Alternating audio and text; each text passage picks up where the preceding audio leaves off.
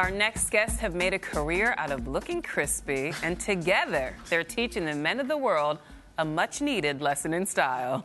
A lesson I need. Here to talk about their bespoke approach to male fashion are Street Etiquette founders Joshua Kissi and Travis Gumbs. Thanks for being here, guys. Hey, thanks for having us. Yeah, welcome to the show, guys. You guys look great. Very crispy. They're crispy. You guys as well. Oh, thank you. We do try. No. Well, the New York Times called you, and I'm going to get this right, the most visible face of a fashion movement called Black Dandyism. Why does the preppy look appeal to you all, and what does that term Black Dandyism mean to you? Wow. I mean, I guess for the most part, on the internet, it was such a vast media as far as what's going on in fashion, but there wasn't a respective Black voice. So we kind of presented that in a way back in 2008 when we started on our website that people haven't seen before. Yeah. And that kind of propelled us to the next level as far as fashion goes. So Black Dandyism is kind of intertwined into our look, but it's also one of the influences that we have on par with other influences. Yeah. How would you describe your look? I mean, the New York Times called it Black Dandyism. What is your look? Well, we get asked this question a bunch of times. We always just say street etiquette, though, because street etiquette. It's all-encompassing, you know, because we're inspired by all urban worlds from, you know, Africa to New York and London, whatnot.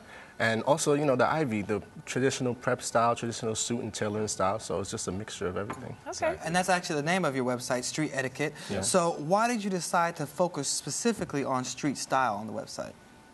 Well, I mean, that was the language of the internet at the time. Street style blogs were very popular back in like 2006 to 2010. Now they kind of hit their apex, but now it's, at that time, it made us, we just picked up cameras. We didn't go to school for photography. Really? Yeah. We just saved up money, bought cameras, and kind of went on the street and started learning the craft of photography. So has it evolved into a new name now? You got to keep us hip. No. Okay. It's still street style. Okay. It's still street style for as long as we know. Okay. So, yeah. What motivated you all to start the site in the first place? What was the impetus? Oh, the boredom. Boredom, yeah. Boredom, yeah. We were in School. college at the time, and we were just bored, to be honest. We didn't have, you know, we wanted to do something, work on something together, and it was just a passion project in the start and turned into something bigger than that. When did you realize that you struck a nerve and that this site was a must-attend destination? Wow. Maybe after the New York Times. I guess that's when our parents and our peers kind of really respected us after that. But before that, we're just having fun. We're still having fun now, so it's always good. Yeah. So what's the philosophy behind your company now that you've evolved and everyone's onto it now? Kind of just creating curated product and experiences. That's how we kind of talk about it from our perspective. So it's not solely just fashion, it's lifestyle also. Yeah. We're going to New Orleans tomorrow for a couple days, working with the Board of Tourism there to just, you know, do some really cool visuals and just go there and connect with the people in the streets. We're going to throw an event.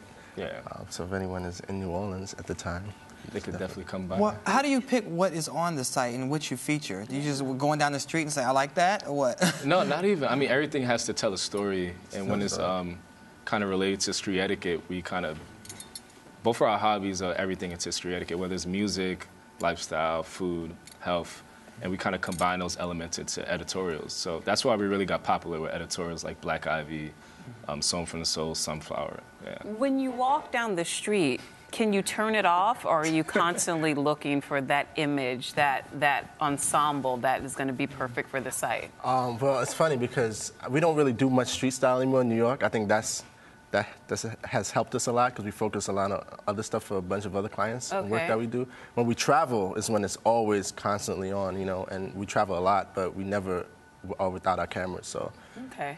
So help us out, because I need a little help. What's hot in men's style right now? What do I need to be doing or wearing or what? Exactly what you have on. Exactly. Oh, check it out now. I'm ready. I have a stylist sheet. You created a monster. I don't do it. It's a secret. No, it's always about the classics, and you're kind of interpreting at your own taste. So that's what it's about. You could wear all black leather if you want to, but that's like super trendy. Only on Saturdays. Only on Saturdays. Leather sweatpants, leather joggers. Right. How do you think your site has impacted men's fashion? Wow. I mean, we're just a reference point for what's going on in, whether it's urban America, whether it's in South America or Africa in general. Like, we took a trip to Johannesburg, and as you can see by the images, it was kind of relative to what was going on here. So, you know, the internet brings the world that much smaller. How has your life changed since starting the site? I mean, you mentioned being bored college kids.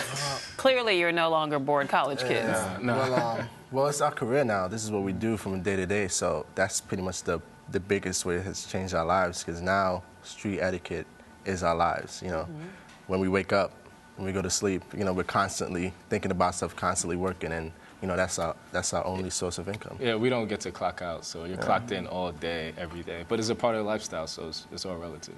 Wait, what is the business model? Explain that to us now, because you mentioned clients, you mentioned revenue, so you're not just blogging away in your pajamas. No. You guys are actually businessmen now. Yeah. Well, so Street Etiquette now is a full-on agency.